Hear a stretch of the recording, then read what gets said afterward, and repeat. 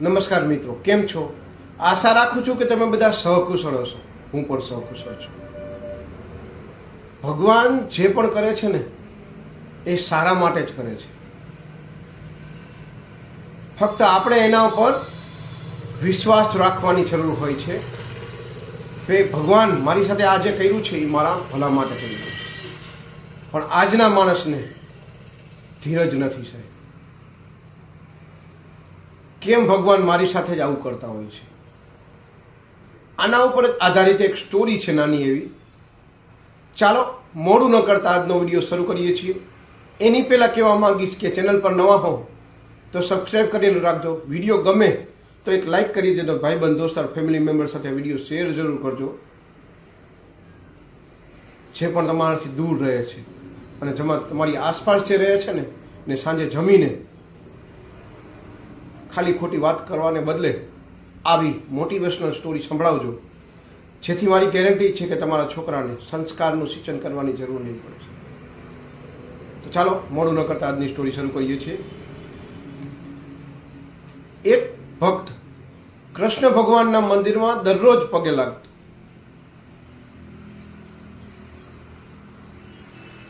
કૃષ્ણ ભગવાનને દરરોજ કેવું, તમારે કેટલું સારું નહીં, ખાલી મૂર્તિ બનીને ઊભું રહેવાનું, કાંઈ જ કરવાનું નહીં, કોઈ ચિંતા જ નહીં.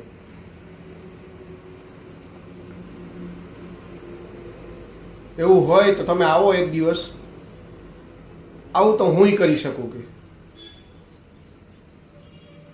ભક્ત ભગવાનને કહેતો હતો. દરરોજ આવું કે આવું તો આખો દી ઊભું રહેવાનું કોને ન ગમે, કે કાંઈ કરવું નહીં. જીવનમાં આવો તમે, કમાવું, ખાવું, છોકરાની જવાબદારી, કેટલી બધી જવાબદારી હોય છે અને તમને તો બેઠા બેઠા બધું મળી જાય છે. આવું તો હું કરી શકું કે ભગવાન આ વાતથી કંટાળી અને કહે છે કાંઈ વાંધો નહીં, એક દિવસ તને દીધો કે મારી જગ્યાએ મૂર્તિ બનીને તારે અહીંયા ઊભું રહેવાનું. એ ભાઈ છે કે કાંઈ વાંધો નહીં, હું ઊભો રહીશ કે. પણ શરત એ હતી કે જે પણ થતું હોય ને ઈઠા ખાલેખા તારે જોવાનું અને સાંભળવાનું, કોઈ પણ વસ્તુનો રિએક્ટ નહીં કરવાનો, એટલે કે જવાબ નહીં આપવાનો. એ વ્યક્તિ ભગવાનને કહે છે કે કાંઈ વાંધો નહીં,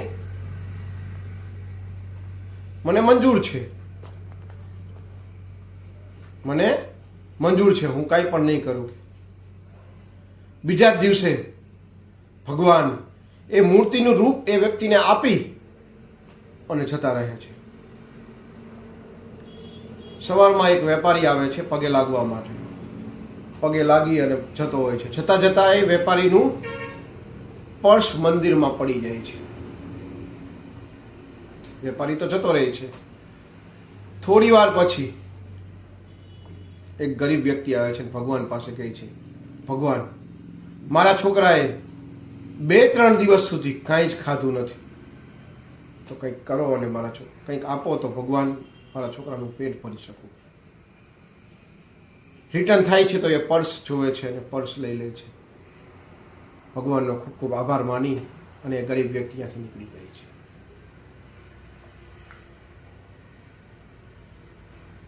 થોડી વાર પછી એક નાવિક આવે છે કે ભગવાન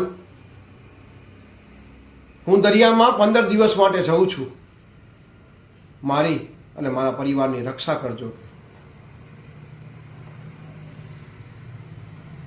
નાવિક જેવો બહાર નીકળે છે, બહારથી પોલીસ આવે છે અને એને પકડી લે છે. ઓલો વેપારી હોય છે કે આ જ મારું પર્સ લીધું છે, મને પકડી લે. મંદિરમાંથી પોલીસ બહાર જતી હોય છે. ત્યાં વ્યક્તિને રહેવાતું નથી અને વ્યક્તિ કહે છે પર્સ એણે નથી ચોર્યું, પર્સ એણે નથી ચોર્યું, પર્સ તો ઓલા ગરીબ વ્યક્તિએ લીધું છે. પોલીસ એ ગરીબ વ્યક્તિને પકડી અને જતા રહે છે અને પર્સ વેપારીને આપી દે છે.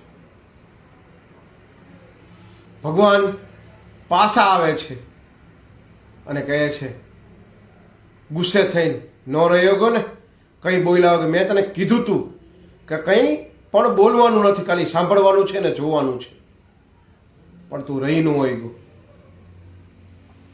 કાં ભગવાન કે ખોટું થતું હતું એટલે મેં કીધું તું. ભગવાન કે તને મેં સખ્ત ગુસ્સે થઈને કીધું તું, મેં તને સખ્ત શબ્દોમાં કીધું હતું કે તું કાંઈ પણ બોલીશ નહીં ને કાંઈ પણ કરીશ નહીં. એટલે જ તારામાં ને મારામાં ફરક છે. કેમ ભગવાન કે એ જે વેપારી આવ્યો હતો એ વેપારી બેઈમાન વેપારી હતો. જેનું પર્સ પડી ગયું ને એને કાંઈ ફરક ન પડે, કારણ કે એ બેઈમાનથી પૈસા ભેગા કરેલા છે. અને જે ગરીબ વ્યક્તિ હતો એ પૈસા હું એને આપવા માંગતો હતો, કારણ કે એનું પરિવાર 2-3 દિવસથી ભૂખ્યું હતું. એ પૈસાથી એનું પરિવારની સંતોષા, ભૂખ સંતોષા. અને જે નાવિક હતો એ નાવિક જતો હતો દરિયામાં. દરિયામાં તોફાન આવવાને લીધે એ નાવિકનું મૃત્યુ થવાનું હતું.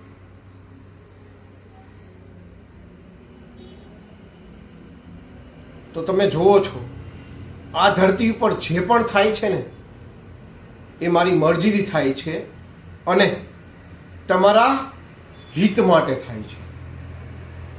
ખાલી તમારે મારા ઉપર વિશ્વાસ રાખવાની જરૂર છે કે ભગવાન જે પણ કરશે ને એ મારા ભલા માટે કરશે.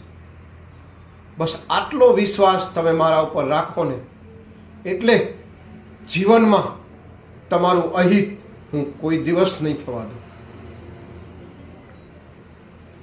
આ ભગવાન આ વ્યક્તિને સમજાવે છે.